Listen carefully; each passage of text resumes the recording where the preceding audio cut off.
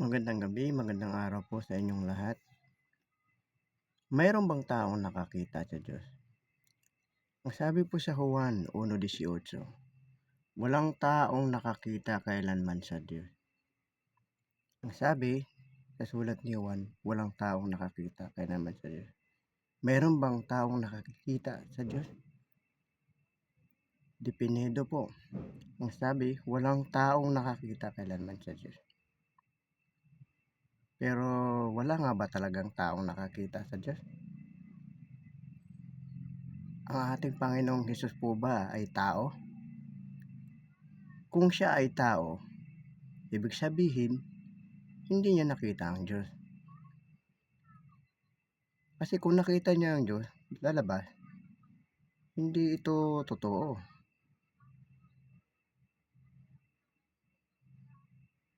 Dahil tao siya eh. Ano ho, isipin niyo po mga kababayan. Kung tao siya, dapat kasama siya doon. Walang exempted. Sabi nga walang taong nakakita kailanman sa Diyos. Tao raw siya eh. Ano ba talaga? Tao ba kaya siya o Diyos? Nakita kaya niya ang Diyos o hindi? Basahin po natin muli ang Juan sa 6. Ito po ang sinasabi sa Juan 6 at ang talata ay 46. Hindi sa ang sino may nakakita sa Ama, kundi yaong nanggaling sa Diyos. Siya ang nakakita sa Ama. Meron palang nakakita sa Diyos at yun ang Ama. Ano pong sabi? Ang nagsasalita rito ay ang ating Panginoong Hesus. Ang sabi niya, hindi sa ang sino may nakakita sa Ama, kundi yaong nanggaling sa Diyos. Siya ang nakakita sa Ama.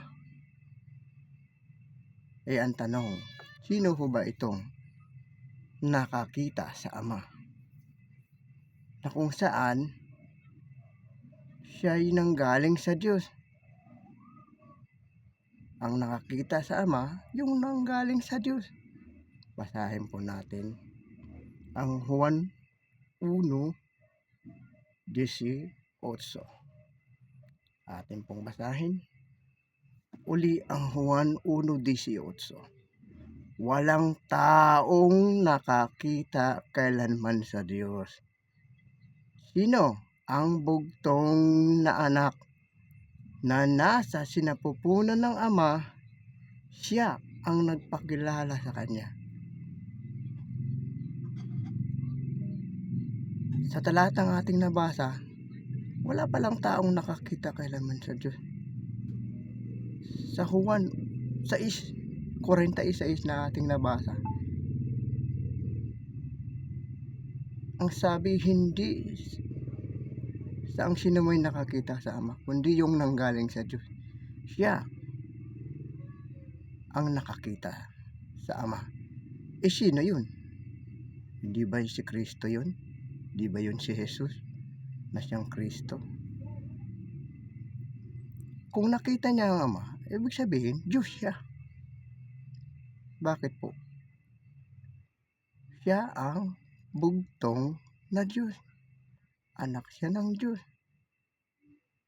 Pero sa Juan na ating binasa sa 1:18, ang pagkabanggit dito, bugtong na anak. Pero sa Greek po, sa original manuscript na pinagkakasulatan na Greek, ang pagkakasulat hindi po bugtong na anak, kundi siya ay monogenes theos, bugtong na Diyos.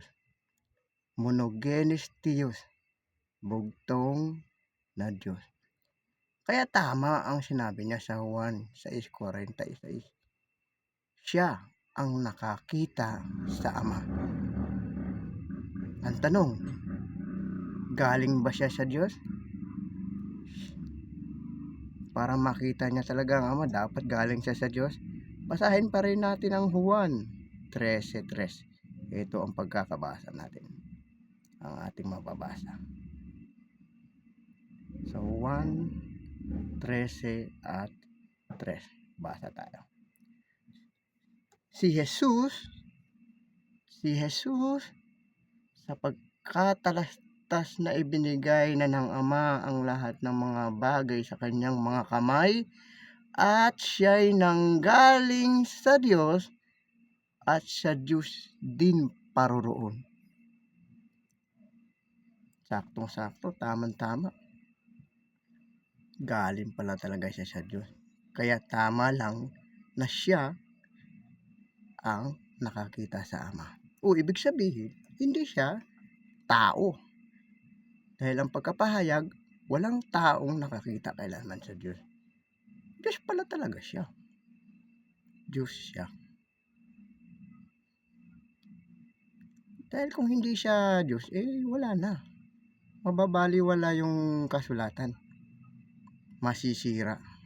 Meron palang taong nakakita sa Diyos na tao tapos sasabihin ni Jesus wala palang nakakita sa Diyos. Mayroong nakakita sa Diyos. Yun ang kanyang bugtong na anak. Yun ang bugtong na Diyos na nanggaling sa Diyos. Galing siya sa Diyos, paroroon siya sa Diyos. Pero ano ba talaga? May tao nga bang nakakita sa Diyos o wala? Yung tao yung tao. Mayroon nga ba talaga, mga kaibigan, mga kababayan, na sinasabing nakita nila ang Diyos? Sa susunod po na ating pag-aaralan, kung loloobin, yan po ang ating itatapik, kung mayroon bang taong nakakita sa Diyos. Pero sa ating napag-aralan, walang taong nakakita kailanman sa Diyos. At ang nakakita lamang ay yung kanyang anak na bugtong na Diyos. Siya ay galing sa Diyos. Kaya siya ang nakakita sa Diyos. Pero pag-aaralan natin kung mayroon ba talagang tao na nakakita sa Diyos. Maraming salamat po sa inyong pakikinig. Maraming salamat. Pagpalain po tayong lahat.